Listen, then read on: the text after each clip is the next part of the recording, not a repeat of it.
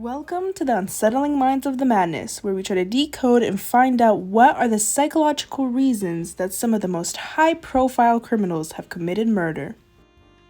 Before we begin, I do want to state some disclaimers/trigger warnings. In this episode, I'll be talking about rape, kidnapping, necrophilia, mental illness, and murder. This week, we will be analyzing Ted Bundy. He is one of the most well-known serial killers in the world, whether or not you have heard of him before. One of the most infamous serial killers of the later half of the 20th century is Ted Bundy. He harmed various women as an abductor and rapist. After more than 10 years of denials, he ultimately admitted to 30 murders committed in 7 states between 1974 and 1978. Although the number of his real victims is unclear, it is very certain much greater. Now that we have an overview of Ted Bundy, let's rewind and get to know Ted Bundy's childhood and life story. Eleanor Louise Cowell gave birth to Ted Bundy, whose real name is Theodore Robert Cowell, on November 24th, 1946 in Burlington, Vermont. When Eleanor Louise Cowell, also known as Louise, was 22 years old and still unmarried, Ted was born. Given that Ted's birth certificate lists his father as unknown, he might never find out who his biological father is. In 1951, Louise wed Johnny Bundy. Although he adopted his name, Ted is said to have little regard for his stepfather, who he despised for being too uneducated and working class.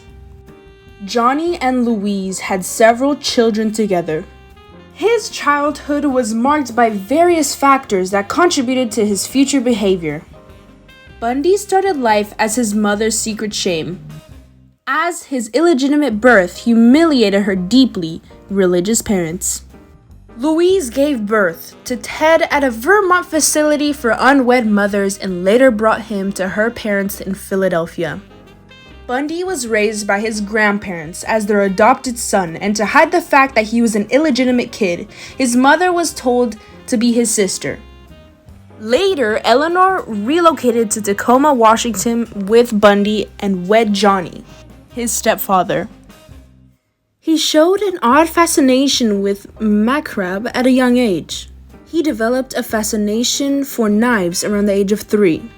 Thoughtful and reserved, Bundy did well in school, but not to the same degree as his colleagues. With age, a darker side of his character started to show. Bundy had no qualms about robbing other individuals of their desired possessions and enjoyed looking in their windows. A painful family history and a lack of stability were prominent features of Bundy's youth.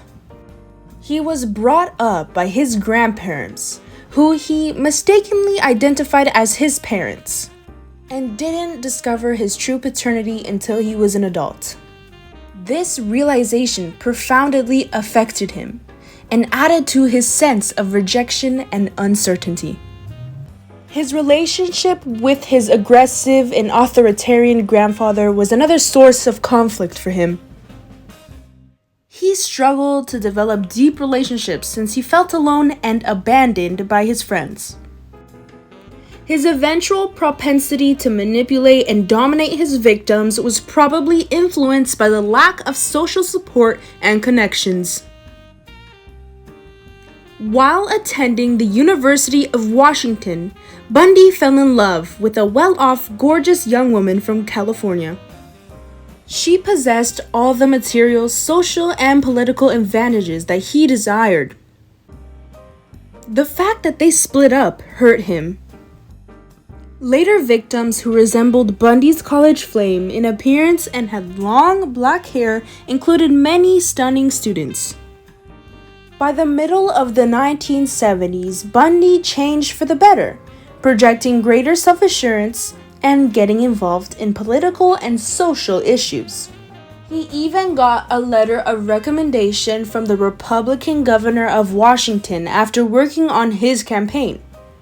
Last but not least, Ted Bundy's youth was characterized by a terrible family history, a lack of sustainability, and issues with socializing.